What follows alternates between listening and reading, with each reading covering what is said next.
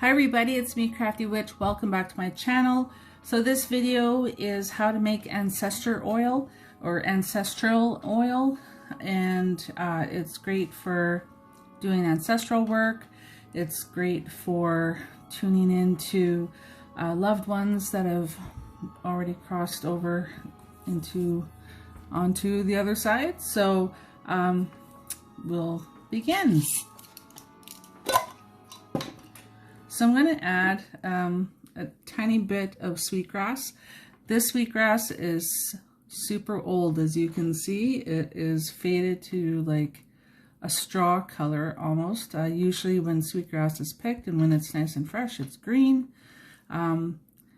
This is a braid of sweetgrass that came from one of my grandparents, so it has very significant meaning for me, so that is why part of it is going to go into this oil.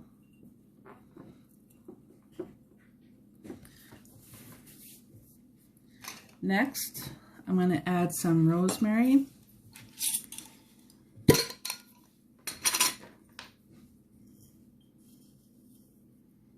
I'm going to add a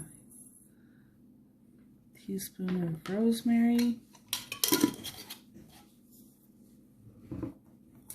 Next is a little stick of cinnamon bark.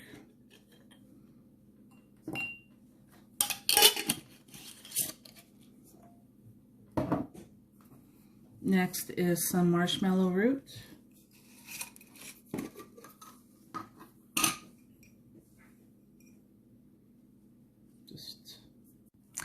Hi everybody, it's me, Crafty Witch again. So I started making the ancestral oil and oh my goodness. So I got a new cell phone and I've been recording some videos tonight. So then what happened is, for whatever reason, the videos I was recording, which I haven't uploaded to YouTube yet, I thought I would just bang out a bunch of videos, was being saved to my SD card, and then all of a sudden, suddenly I ran out of room when I started making this oil. So this is like, I guess, part 2 of that video, or maybe, you know what, to hell with part 2. Maybe I won't even post it. I don't know, maybe I will. But in case I don't post it, this is what I've put into the jar so far. I first added a little tiny braid of sweetgrass. Now this sweetgrass is super old. It belonged to one of my grandparents. They have been deceased since the 90s. So this is going into the jar. When sweetgrass gets really old, it turns kind of like this golden color, kind of almost like wheat or something. When it's fresh, of course, it looks green, and that's typically when we burn it. But yeah, so this went into the jar. Then I added a teaspoon of rosemary, which you can see down in there. I added a stick of cinnamon, and then I added a couple pinches of marshmallow root. So that's what's in the jar so far. So mad at that stupid SD card. Oh, I didn't know my videos were being saved to that. Oh. So the next thing that I'm going to add is some marigold, and I'm going to add 2 teaspoons or so, 2 heaping teaspoons of that.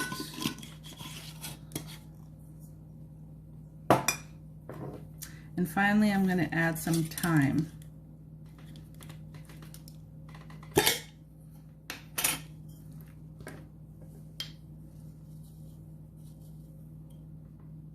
Just a teaspoon.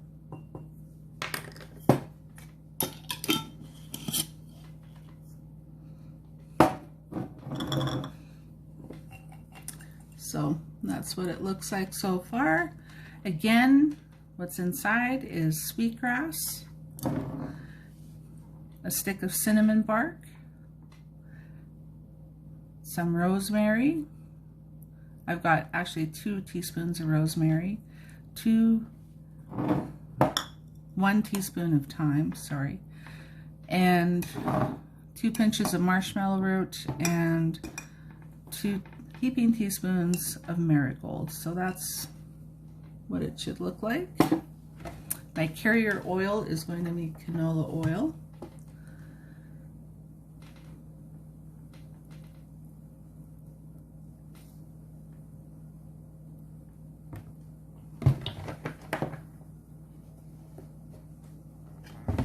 I'm going to cap it.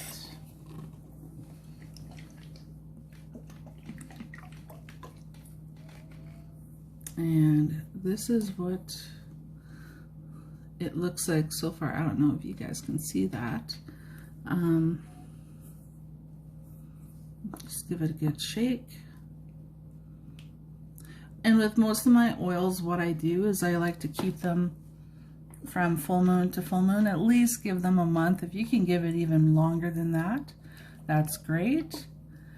But I'm banging out a bunch of oils tonight, and I'll be doing the same as well tomorrow night. It's the excellent time, right? We got a blue moon, Samhain, perfect time to be making all kinds of goodies for ourselves for the rest of the year. So that is what this will look like. And again, like I've said in my other videos, you can strain it or you can leave it like this. Some people really like the aesthetic. Eventually, a lot of the stuff will just settle to the bottom.